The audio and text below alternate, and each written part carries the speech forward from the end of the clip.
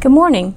I'm Dorothy Lee, Family and Consumer Science Agent, University of Florida, Escambia County Extension Service, and this is Substitute Tuesday. And today we're going to talk about herbs and spices and take a look at how we can season our foods to our best advantage for health-wise.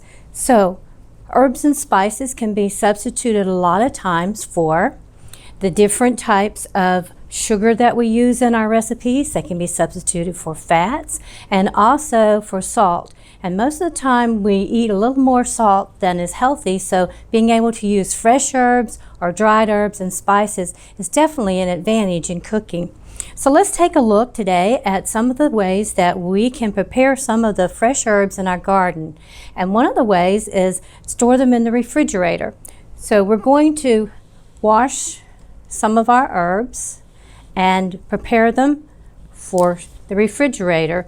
Usually fresh herbs are stored in the refrigerator for up to about 2 weeks.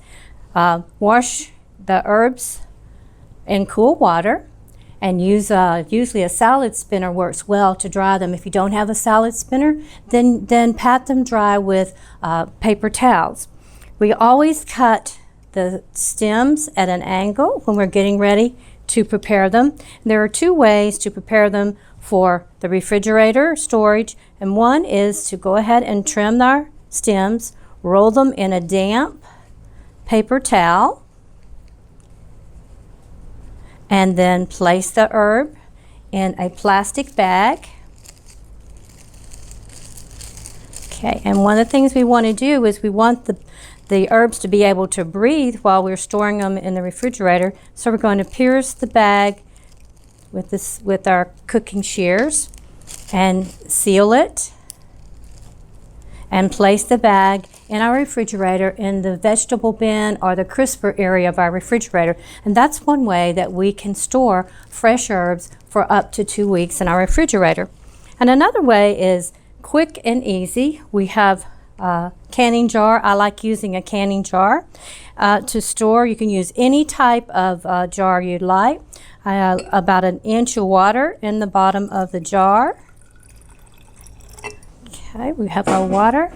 And then we're going to do the same thing with the stem.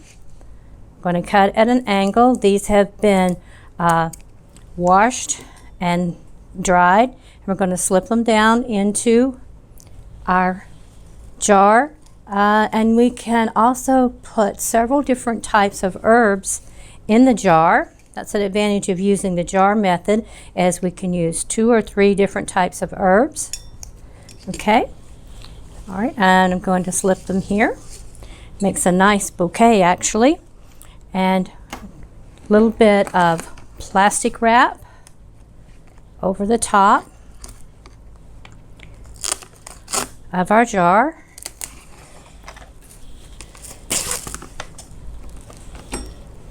Okay. And we're going to kind of pull it down a little bit around the edge. Now, we could have cut our stems a little bit shorter, and if we'd like, we could add the lid. But I like to have it where it can breathe a little bit in our refrigerator. So this is another method that we can use to preserve our fresh herbs for our cooking. And another way would be in freezing. Fresh herbs can be also frozen. So let's take a look. We're going to get things ready, and we're going to freeze some of the herbs. Now we're ready to freeze our herbs for later use. And all is needed is an ice cube tray, and plastic works well. If you have an old metal one, that's awesome too. We're going to prepare the herbs by just pulling them apart, putting them in the bottom of each tray, each one of the little sections here of our ice cube tray. Okay, and we're going to add a little bit of water to the cube, to the sections, to each cube. Just a little bit was all we need. Okay, and I have some olive oil. I'm going to pour a little bit of olive oil in each one of the trays. Okay, and pop this into the freezer. And when it's frozen, can pop the ice cubes out, place them in a bag, and store them in the freezer for later use. You could use any type of herb. Mint leaves would be great. Any of the what we call spicy herbs would work too for later for popping into a stew or something of that nature. So this will last in your refrigerator freezer for about a month. So you'll have fresh herbs throughout the year. Herbs and spices also come in two different types. Of course, the fresh from your garden, your windowsill garden hopefully will have lots of beautiful fresh herbs. And then there are also dried herbs. In using fresh herbs versus dried herbs, the dried herbs are more potent than fresh herbs. So you have to use about 3 times more. For example, if I was going to use for a recipe, if I was going to use a recipe of fresh herbs, I might use about a tablespoon or more.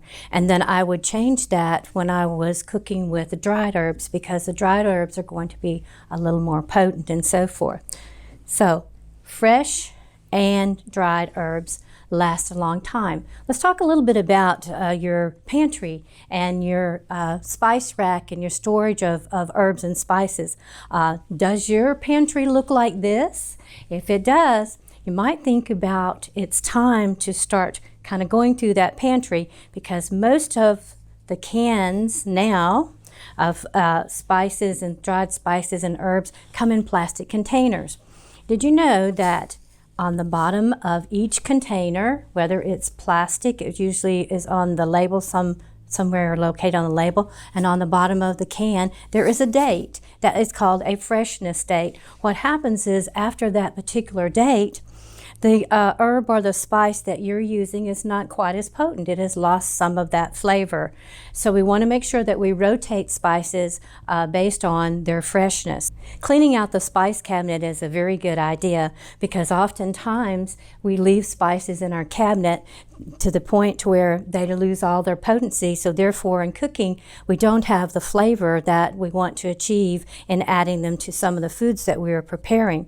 So being able to clean out the cabinet and get rid of some of these boxes and even some of the plastic is a good idea. Always look for the date on the bottom of your can or the label on your plastic containers. Storing spices to retain their potency is important. Store in a cool, dry place and an area not over the stove or over the dishwasher or over the sink, because moisture also plays an important part there in keeping spices fresh. So cooking with herbs and spices is a wonderful way to season your dishes and cut back on some of the sodium in our diet.